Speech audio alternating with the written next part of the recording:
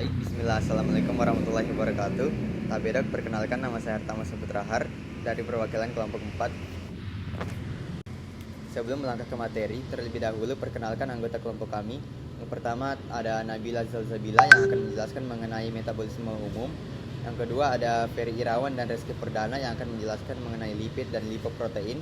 Yang ketiga ada Erli Indira yang akan menjelaskan mengenai metabolisme lipoprotein. Yang keempat ada Nuni Wahyuni dan Andini yang akan menjelaskan mengenai eksogen. Yang kelima ada Nurlinda yang akan menjelaskan mengenai endogen. Dan yang terakhir ada Alfani dan Mikhail Waloni yang akan menjelaskan mengenai RCT. Selanjutnya saya serahkan kepada teman-teman saya yang akan membacakan materi mereka masing-masing. Oke, sebelum melangkah ke metabolisme lemak secara spesifik, di sini saya akan menjelaskan tentang metabolisme secara general. Metabolisme adalah serangkaian reaksi kimia yang terjadi dalam tubuh suatu organisme untuk mempertahankan kehidupan. Ini melibatkan proses-proses seperti pembongkaran zat-zat makanan menjadi energi, pertumbuhan sel, perbaikan jaringan, dan pengelolaan limbah. Metabolisme dapat dibagi menjadi dua, yaitu anabolisme dan katabolisme. Anabolisme adalah proses-proses metabolisme yang melibatkan pembentukan zat-zat kompleks dari zat-zat sederhana. Ini terjadi ketika tubuh membangun molekul-molekul kompleks seperti protein, asam nukleat, karbohidrat, dan lipid. Sedangkan katabolisme adalah proses-proses metabolisme yang melibatkan pemecahan zat-zat kompleks menjadi zat-zat sederhana yang dapat melepaskan energi. Ini terjadi saat tubuh menguraikan molekul-molekul kompleks makanan menjadi energi yang dapat digunakan. Baik, selanjutnya lipid atau lemak. Lipid atau lemak merupakan senyawa organik yang tidak larut dalam air tetapi larut dalam pelarut seperti gen dan benzena. Lemak yang berada dalam tubuh diperoleh dari dua sumber, yaitu makanan dan hasil produksi organ hati, yang biasa disimpan di dalam sel-sel lemak seperti cadangan energi. Lemak yang terdapat dalam makanan akan diuraikan menjadi kolesterol, fibrosid, dan asam lemak bebas pada saat dicerna dalam usus. Keempat, lemak ini akan diserap dari usus dan melalui sel darah. Lemak tidak larut dalam air, berarti lemak juga tidak larut dalam plasma darah. Agar lemak dapat diangkut ke dalam peredaran darah, maka di dalam plasma darah lemak akan diberikan dengan preposition spesifik membentuk suatu kompleks molekul yang larut dalam air. Ikatan antara lemak dengan protein ini disebut dengan lipoprotein. Berdasarkan komposisinya, kinetis, dan mobilitasnya, setiap jenis lipoprotein memiliki fungsi yang berbeda dan dipecah serta dibuang dengan cara yang sederhana. Lemak dapat diangkut dengan dua cara, yaitu dengan oksigen dan endogen. Lipoprotein ini merupakan ikatan antara lemak, yaitu kolesterol, trigliserida, dan fosfolipid dengan protein. Kemudian, berdasarkan komposisi, densitas, dan mobilitasnya, lipoprotein dibedakan menjadi kilomikron, very low density lipoprotein atau VLDL, low density lipoprotein LDL, dan high density lipoprotein atau HDL. Setiap jenis lipoprotein memiliki fungsi yang berbeda dan dipecah serta dibuang dengan cara yang sedikit berbeda. Metabolisme lipoprotein ini dapat dibagi atas tiga, yaitu jalur metabolisme eksogen, jalur metabolisme endogen, dan RCT, yaitu reverse cholesterol transport. Baik, selanjutnya ada metabolisme lipoprotein, yang dimana metabolisme lipoprotein ini dapat dibagi menjadi tiga jalur. Yang pertama, jalur metabolisme eksogen, yang kedua metabolisme endogen, dan yang ketiga yaitu reverse cholesterol transport, yang dimana untuk jalur pertama yaitu eksogen dan juga endogen berhubungan dengan metabolisme kolesterol LDL dan juga trigliserid. Sedangkan untuk reverse cholesterol transport itu berhubungan langsung atau khusus mengenai metabolisme kolesterol HDL. Metabolisme eksogen. Makanan yang kita makan terdiri atas trigliserida dan kolesterol.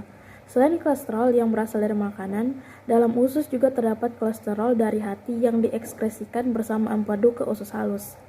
Baik lemak di usus halus yang berasal dari makanan maupun berasal dari hati disebut lemak eksogen. Trigliserida dan kolesterol dalam usus halus akan diserap ke dalam enterosit mukosa usus halus. Trigliserida akan diserap sebagai asam lemak bebas, sedangkan kolesterol sebagai kolesterol. Di dalam usus halus, asam lemak bebas akan diubah lagi menjadi trigliserida, sedangkan kolesterol akan mengalami esterifikasi menjadi kolesterol ester, dan keduanya bersama dengan fosfolipid dan apolipoprotein akan membentuk lipoprotein yang dikenal sebagai kilomikron. Selanjutnya, kilomikron yang dihasilkan di usus halus akan dibawa ke limfe. Limfe merupakan saluran yang beriringan dengan vena dan arteri atau pembuluh darah yang mempunyai kelenjar getah bening. Nah, setelah melalui limfe, maka kilomikron ini akan dibawa ke ductus thoracic. Kenapa ke ductus thoracic? Karena ductus thoracic merupakan akhir dari saluran limfe yang berada di pusat atau berada di tengah, sehingga salurannya atau alirannya itu dapat ke seluruh tubuh, dapat ke kepala, ke tangan, ke kaki atau lain sebagainya. Setelah melalui ductus thoracic, maka kilomikron ini akan masuk ke pembuluh darah. Di dalam pembuluh darah, trigliserida yang berada di dalam kilomikron ini akan dihidrolisis oleh enzim lipoprotein lipase yang dihasilkan oleh sel endotel. Nah, karena mengalami hidrolisis, trigliserida ini akan berubah menjadi asam lemak bebas atau free fatty acid. Nah, asam lemak bebas ini akan disimpan di jaringan lemak atau jaringan adiposa sebagai trigliserida, dan apabila asam lemak bebasnya tinggi, maka asam lemak bebas ini dapat menjadi bahan untuk membentuk trigliserida di hati. Nah, tadi trigliserida telah diubah menjadi asam lemak bebas dan disimpan di jaringan lemak atau menjadi bahan utama pembentuk trigliserida di hati, yang berarti trigliseridanya telah digunakan, sehingga kadar trigliserida di dalam kilomikron akan menurun, sehingga yang membuat tentu saja akan membuat kadar kolesterol lebih tinggi. Kadar kolesterol di dalam kilomikron lebih tinggi dibanding dengan trigliserida. Kilomikron yang memiliki kolesterol yang lebih tinggi dibanding dengan trigliserida disebut dengan kilomikron remnan. Nah, kemudian kilomikron remnan ini akan dibawa ke hepar. Baik, segitu saja untuk metabolisme eksogen. Selanjutnya yaitu jalur metabolisme endogen. Trigliserida dan kolesterol yang disintesis di hati dan disekresi ke dalam sirkulasi sebagai lipoprotein VLDL.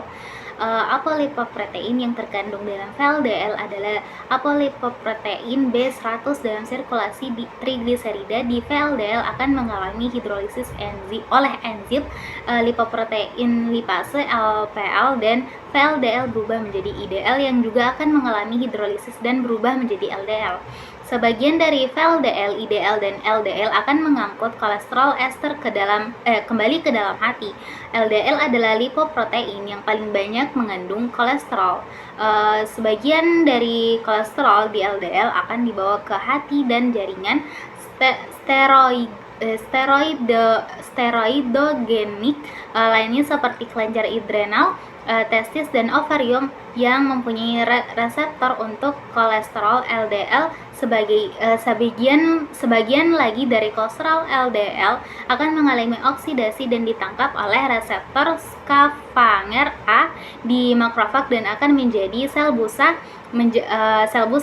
Makin banyak kadar kolesterol LDL dalam plasma, makin banyak juga yang akan mengalami oksidasi dan ditangkap oleh sel makrofag adalah kolesterol yang akan teroksidasi tergantung dari kadar kolesterol yang terkandung di LDL. Beberapa keadaan mempengaruhi tingkat oksidasi seperti meningkatkan jumlah LDL kecil, padat, small, dense LDL, seperti pada sindrom metabolik dan diabetes mellitus. Kadar kolesterol HDL makin tinggi, kadar kolesterol HDL akan bersifat protektif terhadap oksidasi LDL. Selanjutnya jalur yang ketiga adalah jalur Reverse Cholesterol Transport atau disingkat RCT.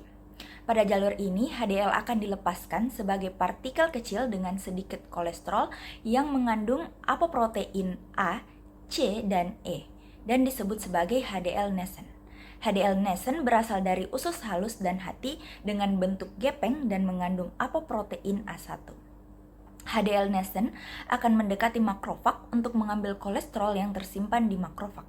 Setelah kolesterol yang ada pada makrofag diambil, HDL nascent akan menjadi HDL dewasa yang sebelumnya berbentuk gepeng menjadi bentuk yang bulat. Agar dapat diambil oleh HDL nascent, kolesterol bebas di dalam makrofag harus dibawa ke bagian permukaan sel makrofag oleh suatu transporter yang disebut sebagai adenosine triphosphate binding cassette transporter 1 atau disingkat sebagai ABC1. Nah, selanjutnya, setelah mengambil kolesterol bebas dari sel makrofag, kolesterol bebas akan diesterifikasi menjadi kolesterol ester oleh enzim lecithin kolesterol asilatransferase atau LCAT. Selanjutnya, sebagai kolesterol ester yang dibawa oleh HDL akan mengambil dua jalur. Jalur pertama ialah ke hati dan ditangkap oleh scavenger reseptor kelas B type 1 atau yang dikenal dengan SRB1.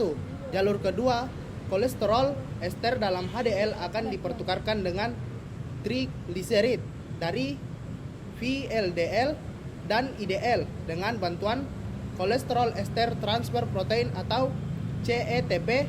Dengan demikian, fungsi HDL sebagai penyerap kolesterol dari makrofag mempunyai dua jalur, yaitu langsung ke hati dan jalur tidak langsung melalui VLDL dan IDL untuk membawa kolesterol kembali ke hati.